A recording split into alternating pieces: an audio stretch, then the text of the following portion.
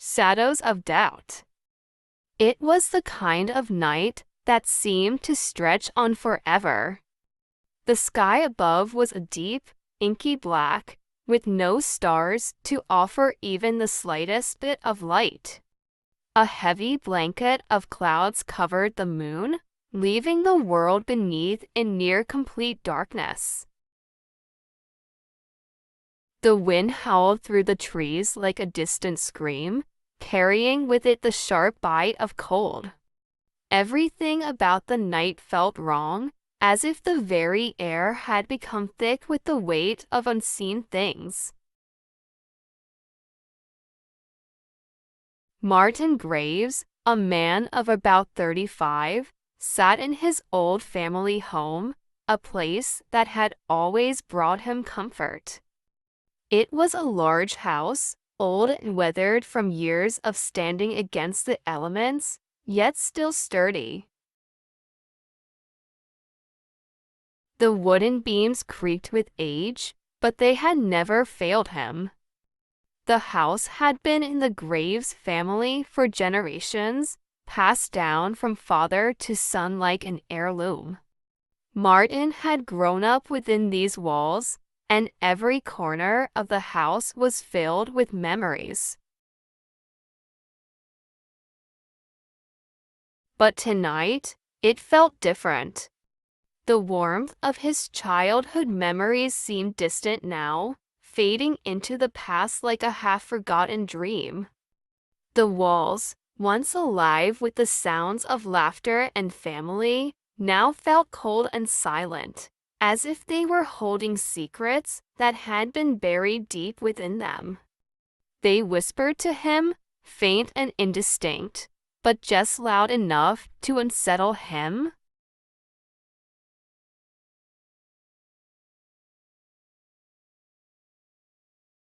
Martin shifted uneasily in his chair by the fire, trying to shake off the eerie feeling that had settled over him. The fire crackled and hissed in the fireplace, casting flickering shadows across the room. He had built the fire to chase away the cold, but it seemed to have little effect. No matter how high the flames rose, the chill of the night persisted, seeping into his bones.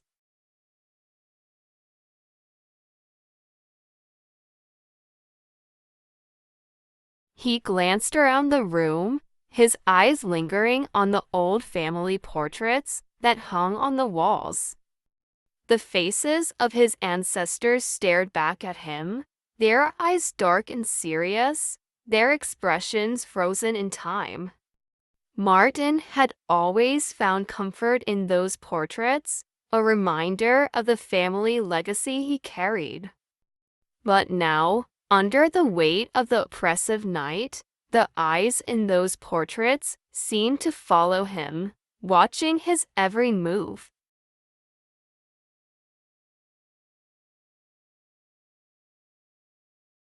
A sudden knock on the front door broke the silence, making Martin jump.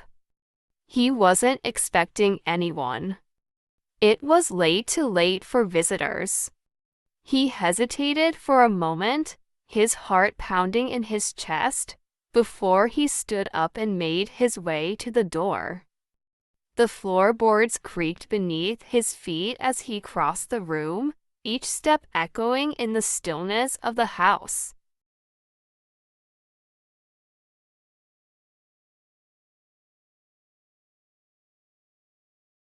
When he reached the door, he paused, his hand hovering over the doorknob. For a brief moment, he considered not opening it. But curiosity got the better of him, and with a deep breath, he turned the knob and pulled the door open. Standing on the doorstep was a woman, her face half hidden in the shadows. She was tall and slender, with long dark hair that cascaded down her shoulders.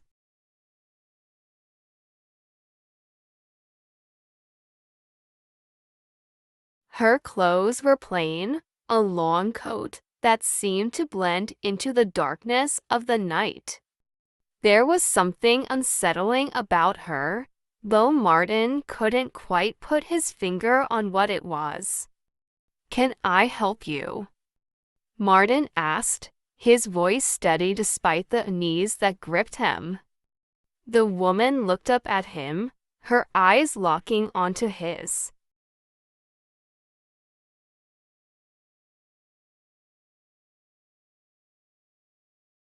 There was something in her gaze, something distant, almost haunted. "I'm sorry to bother you so late," she said softly, her voice barely audible over the wind. "But I had nowhere else to go." Martin hesitated. He didn't know this woman, had never seen her before. But there was something in her voice, a quiet desperation, that made it hard for him to turn her away.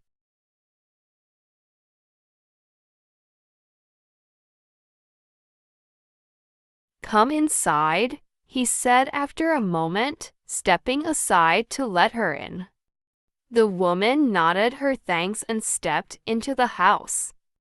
As she passed by him, Martin caught a faint scent of something familiar, something he couldn't quite place, but that stirred something deep within him.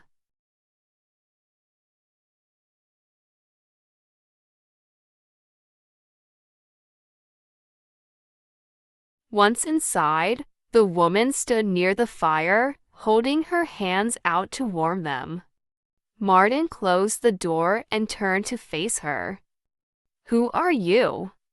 he asked, keeping his distance. The woman didn't answer immediately. Instead, she gazed into the fire, her eyes reflecting the dancing flames. After what felt like an eternity, she spoke.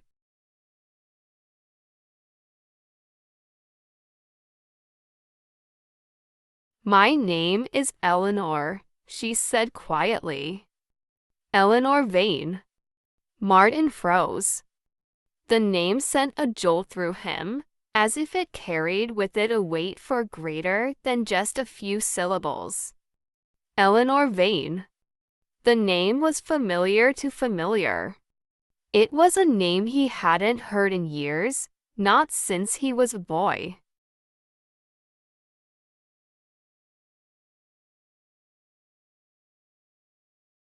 Eleanor Vane had been a part of his past, a past he had long since tried to forget.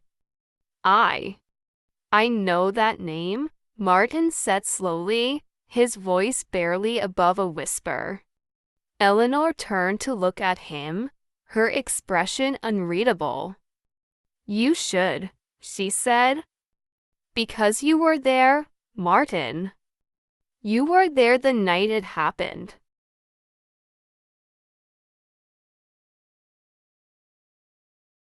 Martin felt a chill run down his spine. The night what happened? Eleanor's eyes bore into his, and for a moment, Martin felt as though she could see straight through him. "The night your family made a choice. A choice that changed everything." Martin's mind raced. Memories long buried began to surface.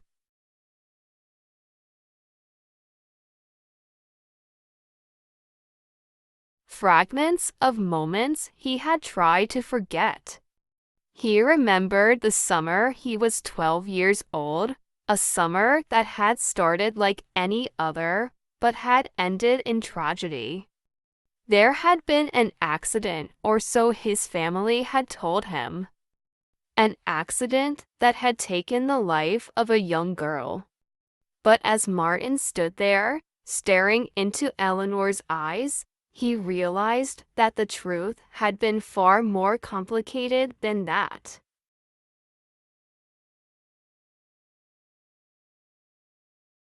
"You're saying my family had something to do with what happened to you?"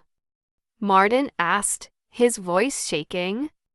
Eleanor didn't answer right away. Instead, she stepped closer to him, her presence filling the room with a cold that seemed to come from nowhere.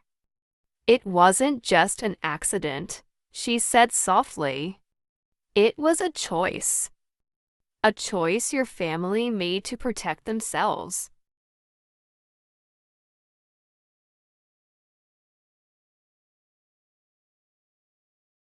Martin felt his legs go weak, and he stumbled backward, falling into the chair by the fire. His mind raced as he tried to process what Eleanor was saying. His family had always been good, honest people, or so he had believed. But now, as the shadows of doubt began to creep into his mind, he wasn't so sure. "I don't believe you," Martin said, his voice trembling. "My family would never."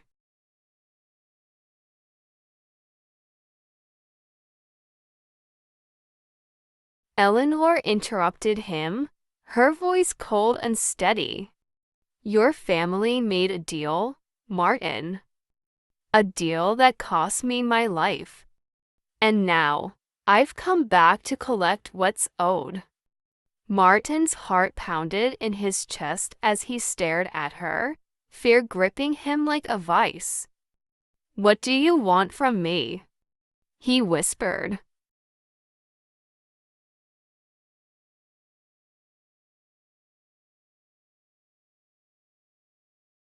Eleanor's expression softened, but her eyes remained as cold as ice. "I want the truth," she said. "And I want justice." For a long moment, the room was silent, the only sound the crackling of the fire. Martin's mind raced as he tried to make sense of everything. Could it be true? Could his family have been involved in something so terrible?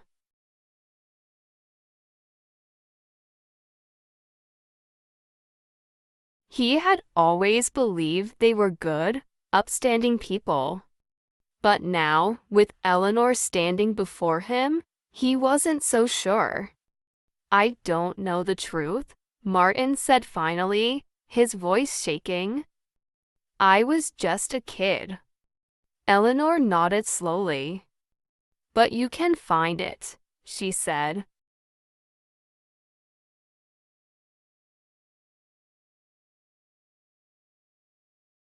"And when you do, you'll understand why I've come back." Martin swallowed hard, his throat dry. "And what if I don't want to find it?" he asked. Eleanor's eyes darkened, and the temperature in the room seemed to drop even further.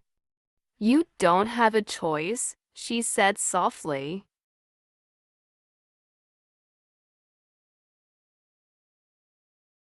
"Because the past is already catching up to you, Martin. You can't outrun it forever."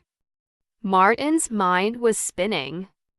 The weight of the secrets that had been buried for so long was pressing down on him, threatening to crush him. He had spent his whole life believing in one version of events, and now that version was crumbling before his eyes.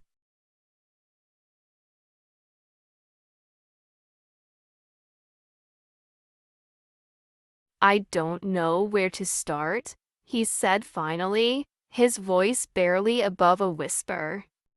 Eleanor stepped closer, her eyes locked onto his. "Start with your family," she said. "Dig deep. And when you find the truth, come find me. I'll be waiting." And with that, she turned and walked toward the door.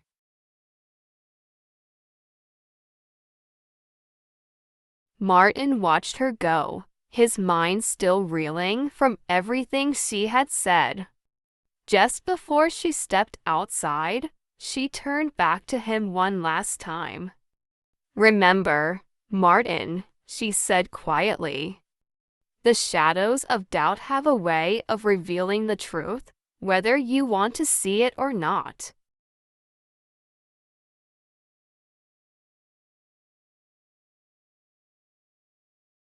Then, without another word, she stepped out into the night, leaving Martin alone in the cold, silent house.